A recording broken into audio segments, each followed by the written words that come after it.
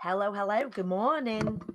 How are you? Let me bring that in a bit closer. I feel like I need to do my eyeshadow.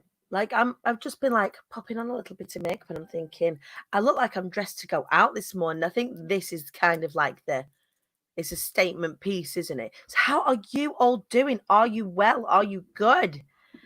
Welcome to Tuesday. It's the work day of the week, isn't it?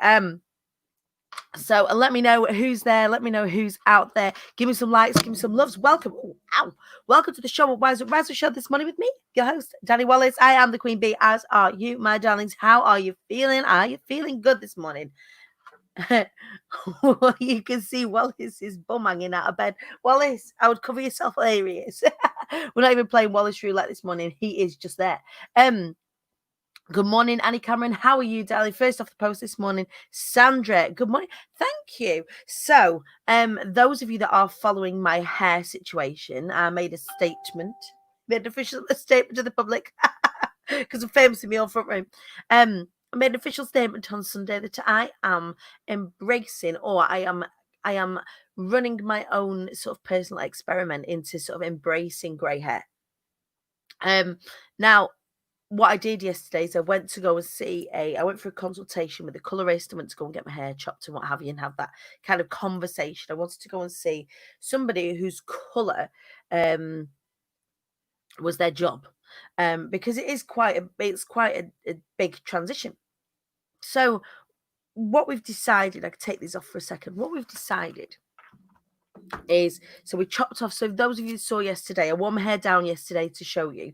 But it was kind of just to here, and there was a lot of sort of dead ends that were happening. So she's just put a cut in, but now I think you can see more than ever just how much grey is going on. There's quite a lot, like here, it's like practically white. Same again this side, over here, all this through here. So here's the plan. I'm gonna go back in a couple of weeks because my hair is pretty damaged from I did the color before, so I've taken out the red. So I quite dig this color. It's cool. But what we're gonna do is we're gonna lighten around here and make grey around the front of my face, and then go dark towards the ends and the back, and then just kind of like grow it out. But it won't be as warm because it's quite, you can see at the top, it's quite a cool dark brown the down. So anyway, for those of you that are interested in my grey transition, so to speak, that is exactly what it is. That is exactly what's going on. Good morning, Shell. Good morning, Emma. For those of you that are watching in the Hive that may not have given permission to StreamYard to see your name, you will show up like this. Facebook user, good morning, Facebook user, but I don't know who you are. So if you go to the permissions in, it'll just be in the title, just click give permission, and then we'll be able to see your name. Good morning, Sarah Savory. How are you, my angel? Vicky Head is in the house looking glamorous this morning. I'm feeling glamorous this morning. Lorna Webley, good morning, good morning. I'm just going to offer Wallace a little bit of dignity and pull this to the side. Okay, wait one sec. Or even will it go to the side? Wait there, don't go anywhere. Talk amongst yourselves. Hang on, wait. I don't even think that's any better, is it? I'm not got very prepared for you this morning. Have a look. The weatherboard's over here, and that's still settled from yesterday.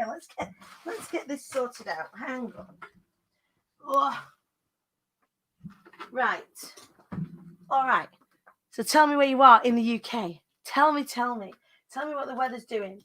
The lovely Joanne Smith from Creative Sass has sent me a message this morning because she can't join us on the show, and she felt like she'd be not representing Birmingham, the whole of Birmingham, if she didn't tell us that it was bright and blue skies and scorchio in Birmingham. So Birmingham, you've been represented. What is the weather doing where you are? Because we're very British. We like to talk about the weather, don't we?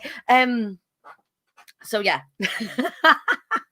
Good morning. The kids are asleep. We should have a house. I thought you'd join in.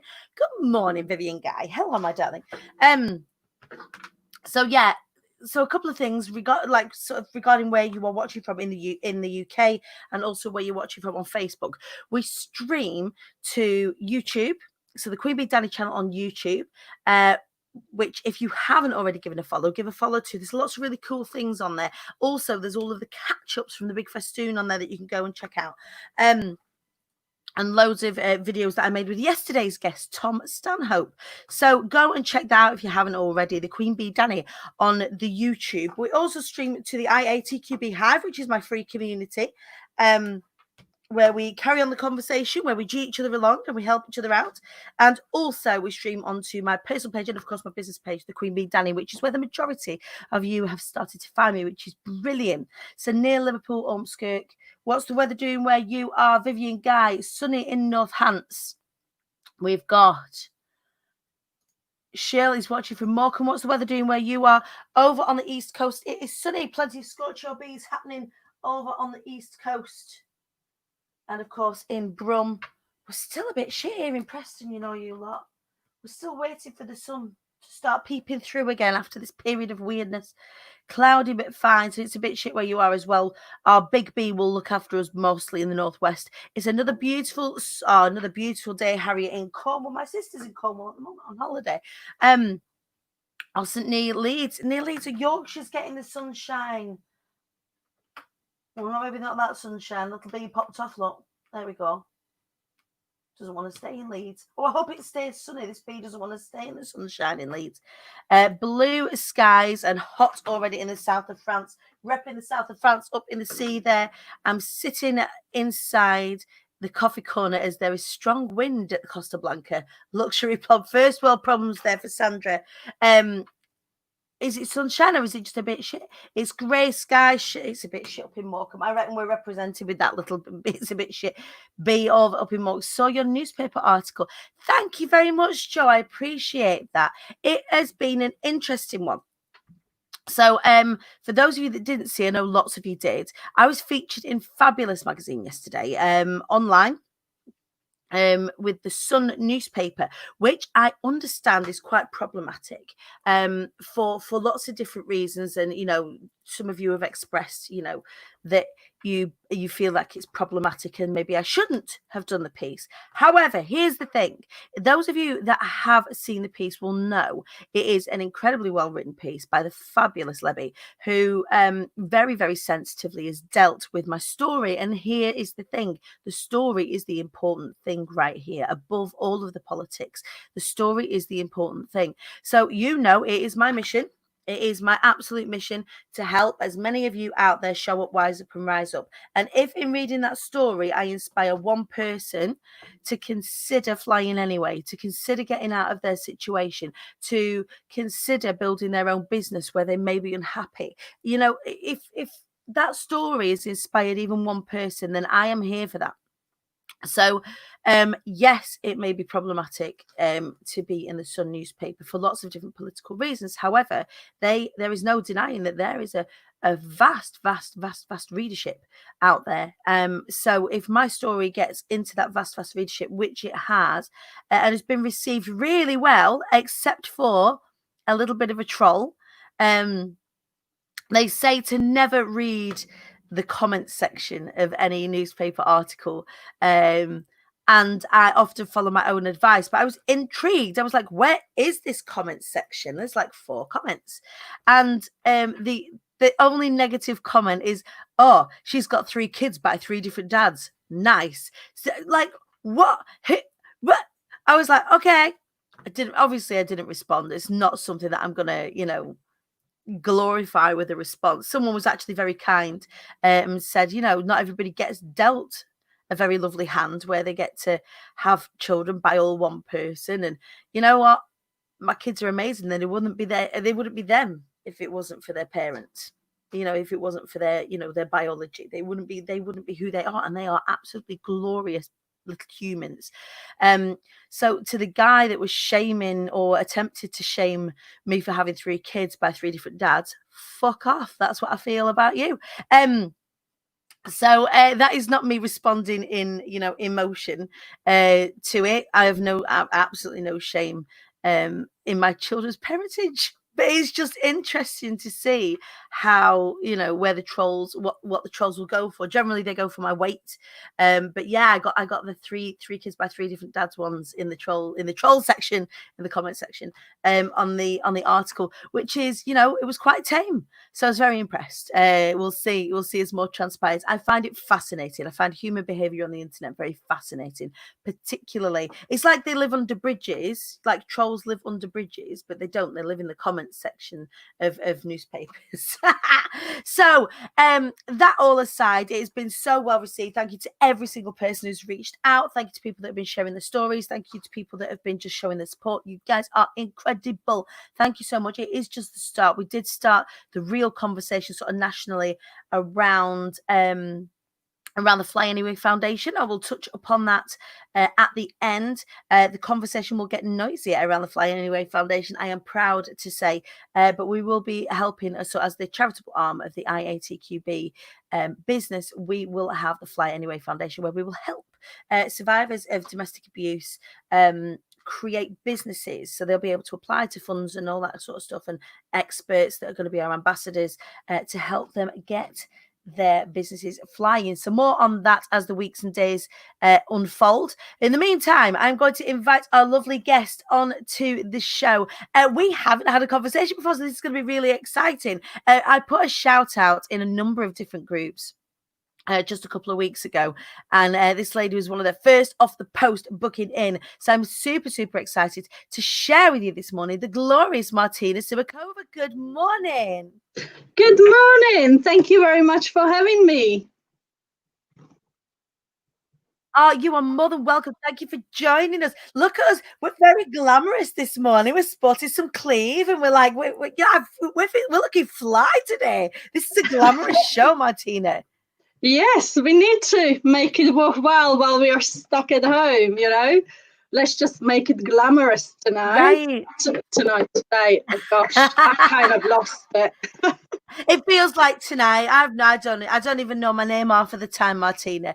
So welcome to the show.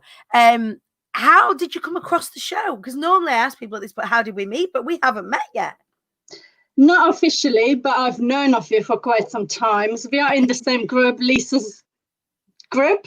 Yes, we are. Lisa Johnson's The Get Shit Done Society, GSD. Exactly, yes. So we are there, and I've been following your story for quite some time. And congratulations to your story on it in the magazine. I've read it, and I have to say, very inspiring, and well done for the job you're doing. You're inspiring so many people out there. Oh, thank you very, very much. Stories like that definitely need to be heard.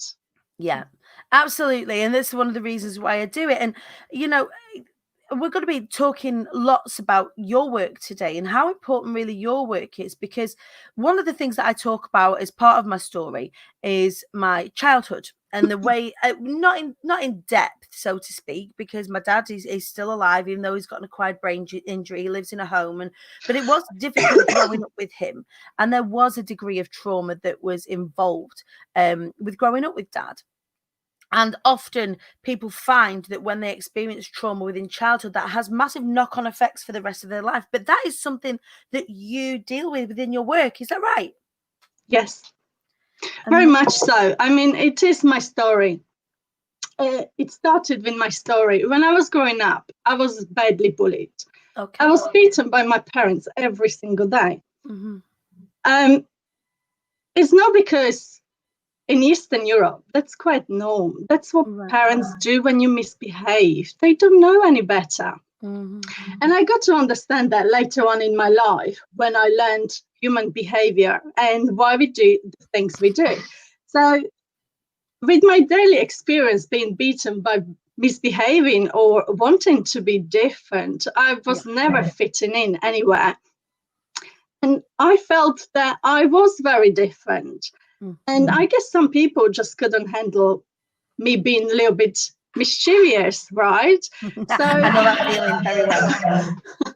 So my father traveled a lot for work, and my mom, I have two other sisters. We are all very different. We are all very mischievous. We have all different characters. And unfortunately, as a mum who was there coping on her own, couldn't cope with it anymore. So we were punished every single day. Some of the punishments, I have to say, were a little bit out of the place. So I had the understanding that I wasn't good enough, that I wasn't lovable because I was punished and being told off every single day.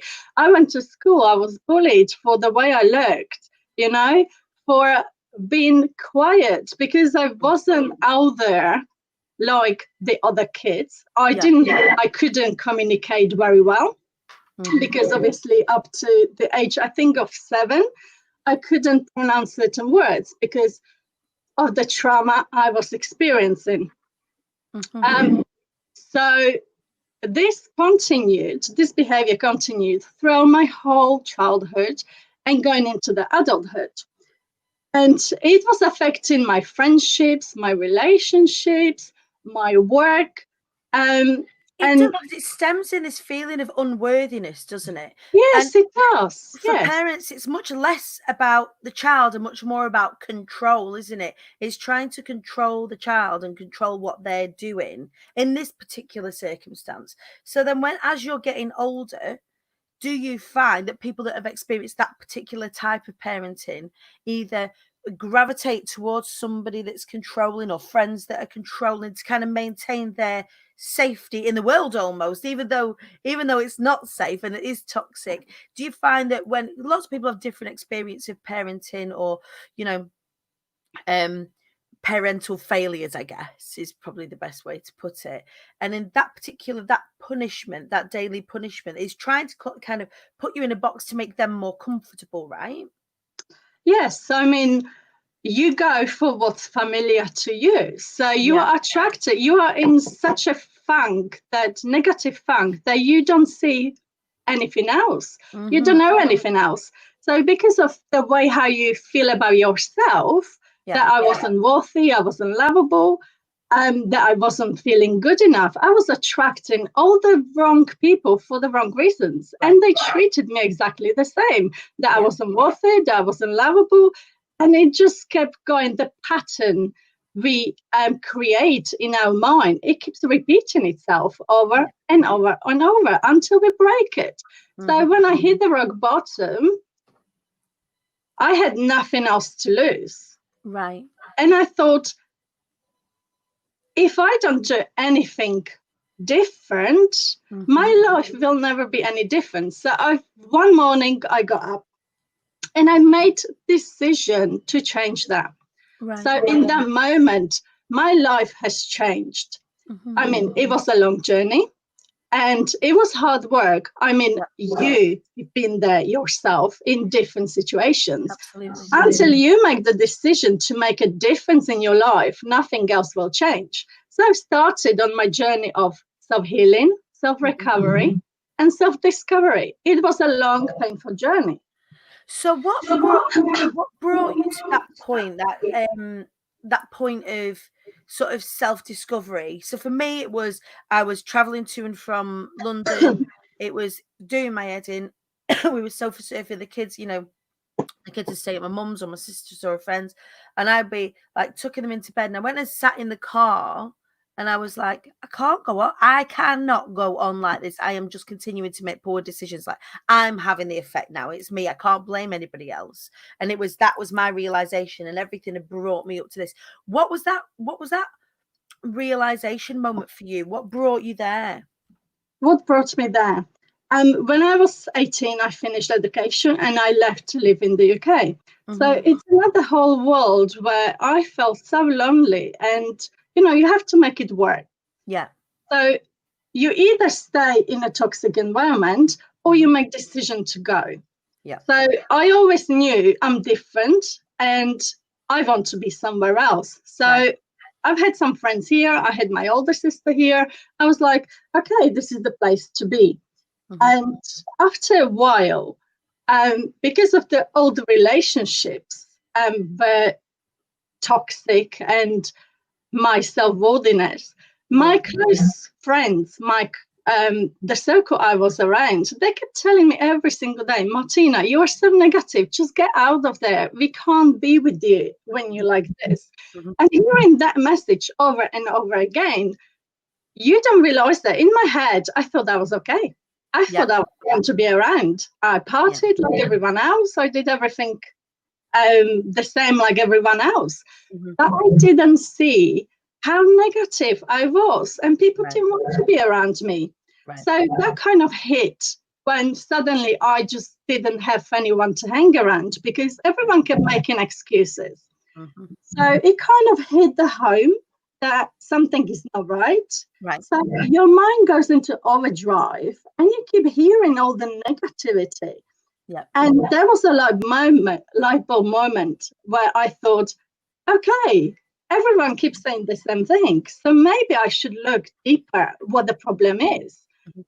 And I felt even more lonely than before because suddenly all those close friends were making excuses not to spend time with me because I was so negative in a very bad place. So that was for me a turning point where I thought, let's explore this. Let's find out what makes me the way I am, why people think I'm negative when I believed I was fine. So, I brushed all the feelings from my childhood trauma under the carpet. And because I didn't see it, I thought no one else could. But you wear it like a badge, whether you want to or not. For me, it manifested itself in my late teens as chaos. I was chaotic. To be around. And is it any wonder, given that, things were quite chaotic growing up and in my younger years, that when I got to being a teenager, I was like a whirlwind. I was like a hurricane. I was worse than a whirlwind. I was like a hurricane. And I would, be self-sabotaging. And my friends around me would be like, Dani, you might need to calm down a little bit. Like, look after yourself, for God's sake. And it was that I was outwardly wearing a badge that I really didn't want to be wearing, but it was what it was. It was a part of me. It was a part of that chaos, was kind of a part of my fabric by that point. So like you, that negativity, if you've had nothing but negativity in all of your growth years, no wonder you're wearing that like a badge by the time you get, to a young adult. You don't know what else to do. You go from being a teenager, a teenager to an adult. How are you meant to know how else to be? I find it fascinating. It was, and certainly I was self-sabotaging everything. All the opportunities I had to have a better life, I just kept making excuses why I couldn't do that. I'm not good enough.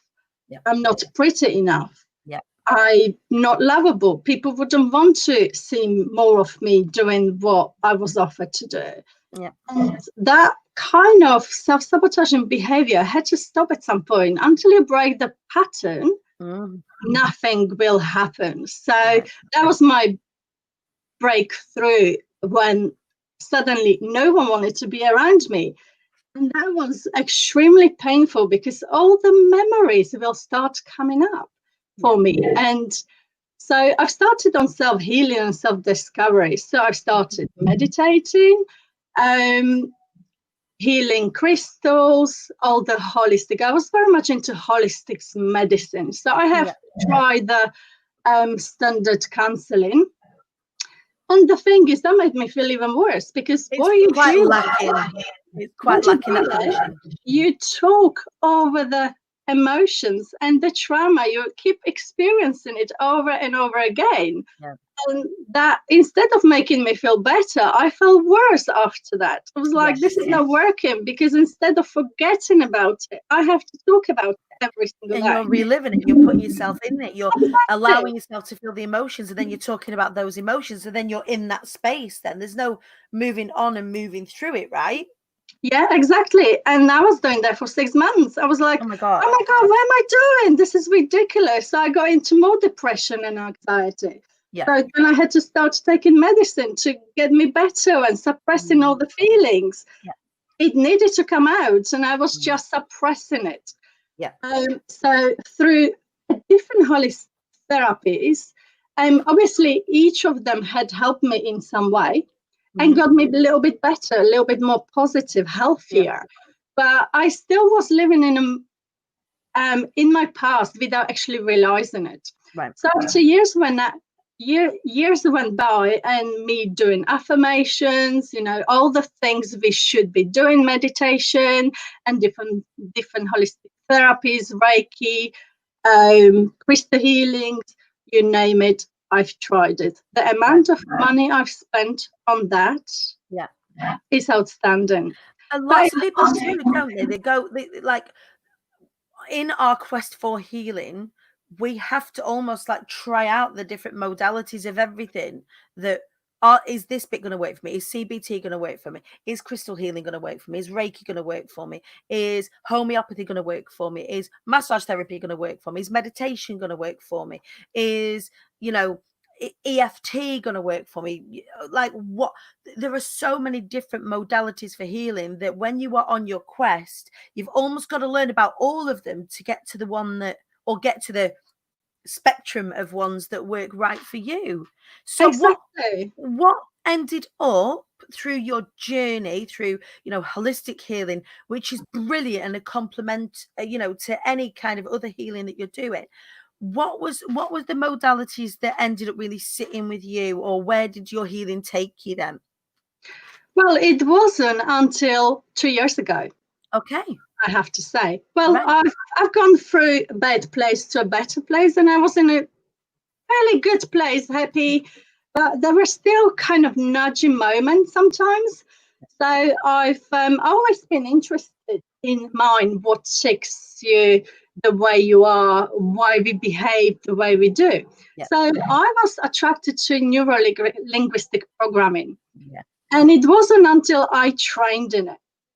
So I went on the intensive training, and so where I learned the neuro-linguistic programming and timeline therapy. And this is the moment where I've discovered I was living in the past without actually knowing. So what happened, I was having all the traumas, all my childhood right in front of me. Now you're living in the moment. And yes, your well-being becomes better with all the other therapies, but your mind, it's still there. So the way how you think about yourself, it's still there. And until you find the root cause of the problem, unfortunately, you can try whatever you want, but until you treat the root cause of the problem, nothing will happen. Imagine yourself having a toothache. So you're having this pain, the sharp pain, and how you treat it, you take the painkillers, right? But the problem is still there. Right. So the pain will go away for a time, and then it comes back. Yeah. And it will keep coming back until you address the root cause problem. So you need to go to the dentist to remove the problem for you to feel better. Absolutely. So one of the most beautiful ways I've heard someone put it, that having that, treating the symptom and not the cause, is often the reason why behaviorally we go and sabotage ourselves, and that might be through money blocking, it might be through success sabotage, relationship sabotage, all of these things. And again, it's like you say, when you're either reliving, it might be that you guys out there might not have experienced childhood trauma, and they're brilliant, and I'm glad, and the fewer people that experience that, the better in my eyes. But everyone experienced some level of adversity, some degree of a time in their lives, maybe as a childhood or as a teenager, where you've experienced something. It's kind of thrown your perception of who you are kind of off kilter. And going back and allowing that, because that you're doing the healing as an adult, but it's the child that got hurt. So by going back and, understanding and helping heal that child, often you do great things as an adult. But that's the bit of work, and that's the modality that often people negate, and they don't realize that that's something that they've got to unlock within themselves, that child is still a part of them, and that child has still heard all those things. That child has still experienced all those things. You're trying to heal an adult, whereas actually that child is still carrying some wounds with them, right? Yeah, exactly. And so when I went through the therapy, the intensive timeline therapy, what I learned because when we're born, we have only two fears: fear of failure and fear of failing, right? Falling down. And the rest of the fears can be learned by the environment, by your parents and the events. So what I have learned that the reason why I was feeling unworthy and unlovable was when my mom was pregnant, when I was like 2 months old in the womb, they struggled financially. And obviously I wasn't being planned. So that put more strain on my parents' life. And I already had my sister. And my father traveled as well a lot. So my mum felt like a single mother. Right. And because of that environment, it kind of got inclined into me that I wasn't lovable because I wasn't wanted. It wasn't that I wasn't wanted. It's just, you know, when you're in a situation like that where you don't know where you find the money from, unfortunately, you get stressed and you say hurtful things you don't even mean. Yeah. And this is why I was feeling so unlovable, and all the events unfolded as I was growing up. It wasn't my fault. It wasn't my parents' fault. Unfortunately, I just had this story and I had to get rid of that. So I made a call and I asked my mum what really happened when I was in the making, if you like. Yeah. And yes, it was confirmed. So I was absolutely shocked that actually, yes, this is the root problem, cause of my problems. And once I remove that emotions from the event, it's like domino. You remove the main cause of the problem and everything else will fall. Yeah. So that's what happened to me. I removed the emotions where I was attached to it my whole childhood throughout the adulthood. And then I started seeing all the opportunities. My life literally changed from one day to another just by removing this emotion, the attachment to the event. And those emotions I carried throughout the whole adulthood. So that was my breaking point. And so where has that taken you? So you've done this, you know, you've done this healing and you've experienced, you know, timeline therapy, you've studied NLP. Where did that then take you? Because one of the brilliant things about being a survivor is of anything, and I'm so blessed to know so many people like this, is often survivors serve. So people that have found ways to come through their own traumas often look around them and say, like, look, you know, we leave breadcrumbs, don't we? We look to the people around us and say, actually, there are ways through this. We've studied it, or we've made it our mission to. I talk about it like crabs in a bucket, and there are crabs that often get out of the bucket, and the other crabs that are trying to get out are trying to escape the other crabs that are trying to crawl over it. And like, we are these crabs outside of the bucket, like saying, here, look, because we're a different kind of crabby. Like, look, there are ways out of the bucket. And so how do you help people now within your work with this knowledge and with this experience that you've got?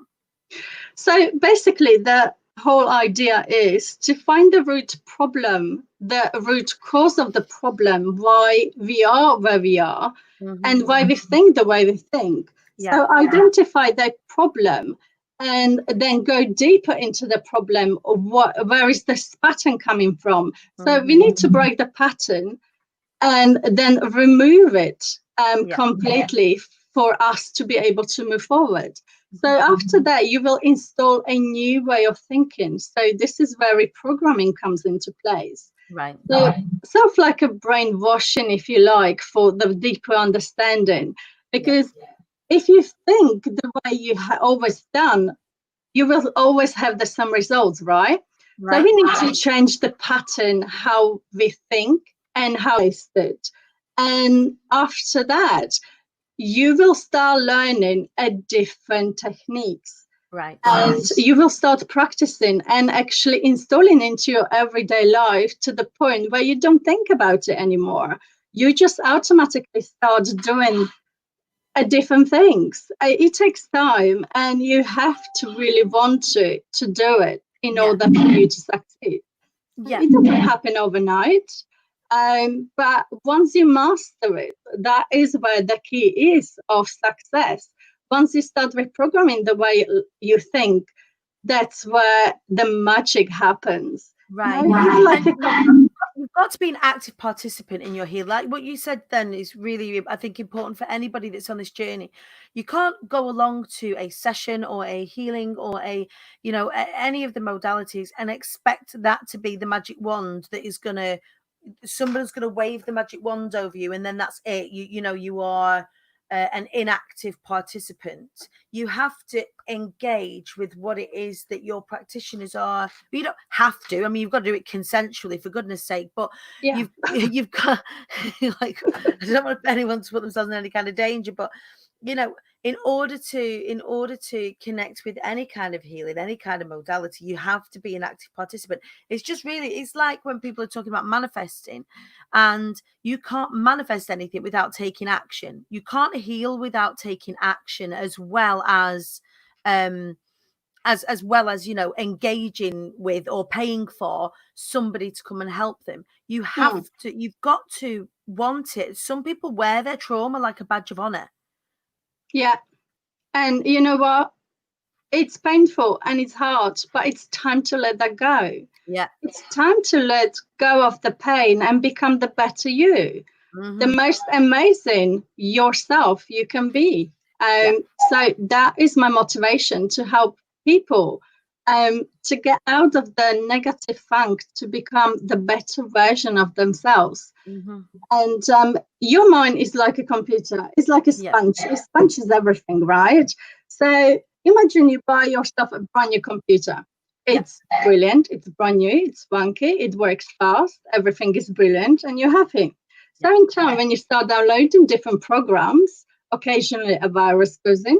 It starts working slower and slower, and it's not as efficient as it once was.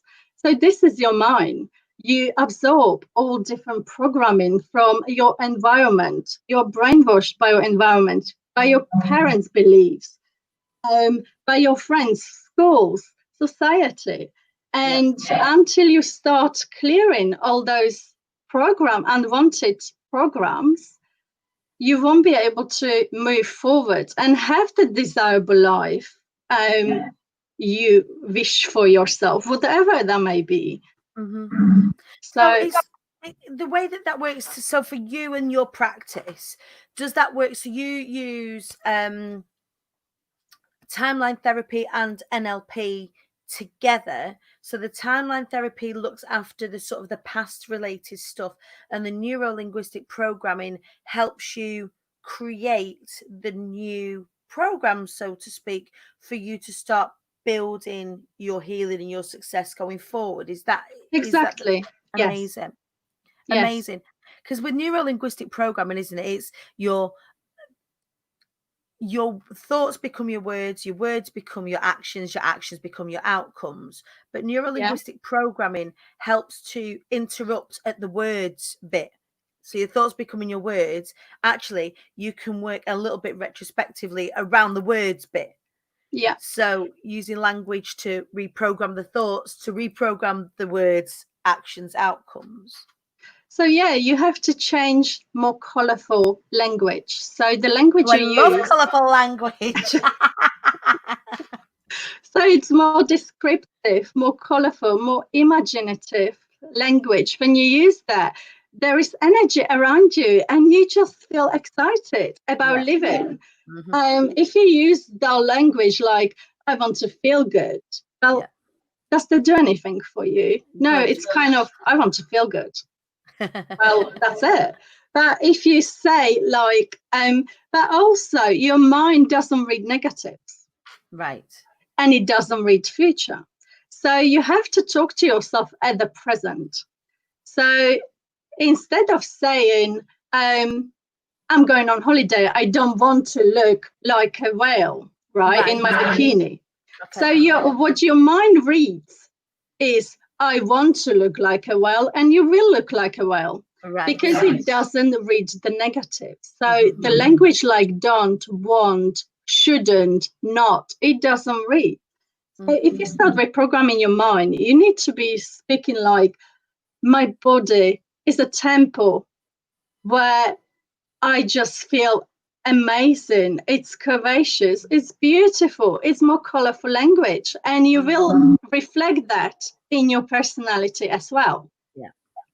So if you want to reprogram your mind, you just have to start talking in a present moment right now. So if you imagine yourself being, what is it that you want to impact? Loads of lives. You want to make the world a better place, right? Yes. So you talking already as it had happened. You are not dreaming about it. You're already doing it. So that is the difference. Right. If you just talk about it without taking the right action, and nothing will happen. You can keep talking about it 2 years, 5 years, 10 years down the line, and you still will be where you are. So if you start talking about present moment, I am impacting millions of lives right now. I am here and I'm doing it. That's where it will start becoming true. Right. Amazing. So how do you work with people now? What does your business actually look like? What's like your business model? How do we work with you? What does that look like? Well, if you want to get in touch with me, you can find me on social media, LinkedIn, Instagram, or Facebook under my name, Martina Simekova. You can watch my work, or you can private message me, where we can have a conversation what your future would look like, what your desires are. And then if we are a great fit, we can work together. But we need to be the best fit for us to go forward, of course. Yeah, that's important, isn't it? It's part of the, I mean, again, from a client selecting somebody to work with, it's also important. And I find this now for, as a practitioner, who will be good for you to work with as well. And sometimes energetically that's not a fit, and you've got to be, it's a strength and an asset to have, and say, do you know what, actually I'm probably not the right fit for you right now, but there are other things that you can access and recommend on. I do this all the time, particularly around speaking, Martina, because when people come to me and say, I want to share my story, sometimes they haven't done the healing from their situation, so it's very difficult for the team consider getting on stage without getting emotion and too emotional, so they can't deliver, or that because of the way that I help people tell their stories, I connected their story with their business. Sometimes that's too painful and they're not ready to do that kind of work, at which point I've got to say, you've got to go check out my girl Martina, or it's not right for me to take that client on at that time. And I think it shows a real strength when you don't just say yes to the money, you say yes to the client and the work that you can do with that client, right? Well, it is important to have the best fit, to be able to interact together. If you don't like my sound, how I sound, you are not going to like what I've got to say, right? So you will be cringing every time you hear me. It's like, oh my God, I can't stand her. I can't stand her voice. So it is very important to have the best fit for us to be able to work together. I work online. So so it's similar way. I use Zoom. So we would have sessions every week, and whatever the person would need, we would be working on it for 3 months. Right. So it's very important. I was going to say, I was just going to say, because again, it's like the magic wand thing. When you're working with someone, when you're doing this sort of work, it's not like a one session wonder, is it? It's like going to the gym. You've got to go work it out. Yeah, exactly. We need to find the root cause why you are the way you are, why you're feeling the way you do. And that takes time, because I've had customers, I've had clients, one particular client, it took such a hard work to get the things out of her I needed to know in order for me to help her. If you're struggling, or if you're resenting to give me the information I need for me to help you, then you are not ready. After 7 sessions, I said to her, listen, you either give in or unfortunately this doesn't work. We had to go. And that made her realize, actually, I'm going to lose her. I need her. So she, you know, the resistance kind of was still there, but she was more willing to do the work, because there is a work involved, you know. So you need the time and willing to do the work for you to be able to get better and for you to be able to work with me. So I'm fair, but I'm very strict. I can, absolutely. And I love this about you already. Like, but you have to be that, like I say, no, otherwise you're selling people and yourself short if you don't do that. And it's so important. But Martina, we are running out of time this morning. Can I just say thank you so much for joining us on the show? It has been an absolute pleasure having you on. Could you do me a huge favor? And if there's any links, any Facebook groups or any of your contact details, would you pop them in the comments for us? Of course I will.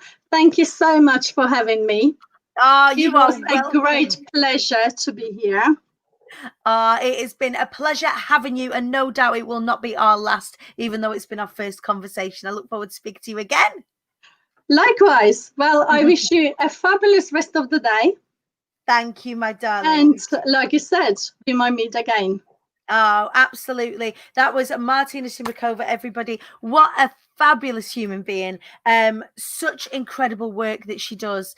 Doing, you know, when we talk about different modalities and we talk, you know, we have lots of different people from lots of different backgrounds, from really kind of straight talking, pragmatic, serious business people, all the way through to understanding that there is more than one way to heal. There is more than one way to get to where it is that you want to be. And one of the reasons why we do the show in the way that we do is that I want to kind of expose you guys to as many different ways of thinking as possible, because I know because I know a lot of you from the Hive will experience difficulties or challenges, and you might not have come across this. As part of my healing journey, I've come across incredible ways to heal and have looked into all of them. Some of them have worked, some of them haven't, but the very knowledge that they are there is hugely beneficial. So for any of you out there that want to know more about Martina's work, how she uses NLP and also timeline therapy to kind of get to the root cause of any of the situations that you're in, please do get in touch. She's going to pop some of her details in the comments. So that is the show for Tuesday. I hope you've enjoyed it today. For anybody that is interested in becoming an ambassador for the Fly Anyway Foundation, I will be releasing details in the next 2 weeks how you can become an ambassador. So what am I looking for? I'm looking for proven successful with track record business people who would be willing to provide a mentorship service, or would be able to provide a package we'd have to talk about this, but a package either at a discount or be on our board of ambassadors, so that we can, you know, what will happen is with the Fly Anyway Foundation is that all profits from our merchandise line and whenever we do any fundraising will go into the pot for the Fly Anyway Foundation, and we will be able to pay for goods and services like website builds, like brand photography, like, you know, microphones and stuff, if it is, you know, if it's right for that person, what they want for their business. So what we are looking for are ambassadors who would like to support with that. So I'm going to be asking more specifically around that in the next couple of weeks. We have got the focus group for the book is coming up in the next 24 hours. If anybody wants to help with that, give me a shout. I will be contacting everybody who commented on the post the other week with regards to the Short Wise Up Rise Up book, who wanted to be a part of the panel, a part of my beta reader panel and support panel. I'm looking for 10 people in total, but I will be going back through that post from a few weeks ago. So if anybody wants to be a beta reader or be a part of the support and part of my market research, I guess, for the show Rise Up, Confessions of a Former Serial Self-Saboteur book. Holler, make yourselves known to me, and I will pop you in the hat and get in touch with you in the next couple of days. Right, that's it from me. Happy Tuesday to you all. If you haven't been to check out the article from The Sun yesterday, please do. It's on my timeline. You can go back and have a look. For those of you that have just come across, you can hear these two waking up behind me now. Here she is. Hang on. Say good morning. Good morning. I got really get in the camera. There she is. So from me and from Ivy, a very good morning to you. Happy Tuesday. I will be unveiling more as the weeks go on. Go and check out the article if you feel inclined. Give it a little cheeky share for me. In the meantime, I will see you tomorrow with the glorious Sarah Cook. We are going to be talking about why knowing your goals and boundaries is key to helping build a future-proof business. So more on that tomorrow. Join me and Sarah Cook at 8 o'clock every morning. Well, it's just me every morning. It's just me and Sarah tomorrow at 8 o'clock, Monday to Friday for the show, Rise Up Show. Please do go and join the Hive. If you haven't already, just search IATQB Hive in the search, or come and join me on Instagram at the Queen Bee Dani. Right, you guys, hugest love. Go and rip it up today, and I'll see you in the morning. Take care. Oh, I winked at you then.